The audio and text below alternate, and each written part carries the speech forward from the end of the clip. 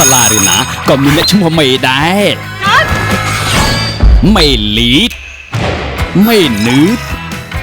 ឬក៏មេថមតែមានមេម្នាក់ពិសេសជាងគេទាំងអស់មេណាមេណាចុះមេណាម្នាក់ដែលមុខថ្មឹងមិនចេះនិយាយជាមួយអ្នកណាហ្នឹងណាមេណាមានអាកំបាំងខ្លះដែលมันអាចប្រាប់អ្នកណាបានគ្រប់ពេលដែលជួបជាមួយសិស្សច្បងម្នាក់នេះបេះដូងរបស់នាងនឹងលោតញាប់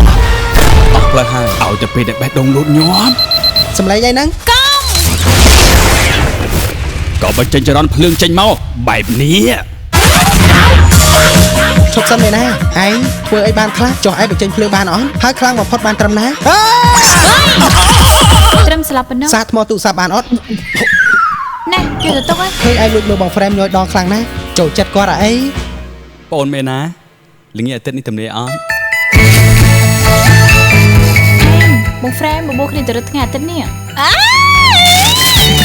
ល្វែងក្រោមបង frame ច្បាស់ជាខ្លោយហើយគ្មានទំនុកចិត្តសោះកុំអញ្ចឹងអីច្បាស់ជាមានវិធីមិនខានដែលភ្លើងមិនឆក់បង frame មិនមែនរឿងឆក់ទេខ្ញុំមិនដឹងគួរផាត់មុខយ៉ាងម៉េច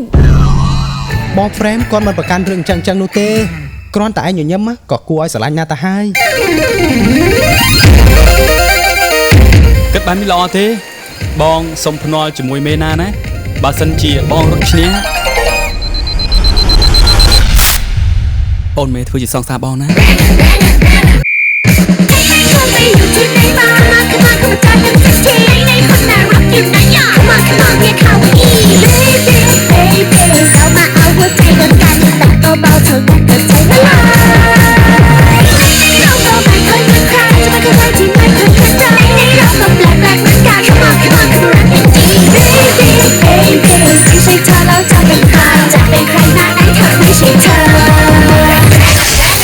រឿងមេណាស្នេហាឆ្លងចរន្តចង់ញ៉ាំបង frame ផងហ៎ត្រឹមជាមេណាសងគួរដឹងខ្លួនហីថាគួរឈរនៅត្រង់ណាឈប់ភ្លាម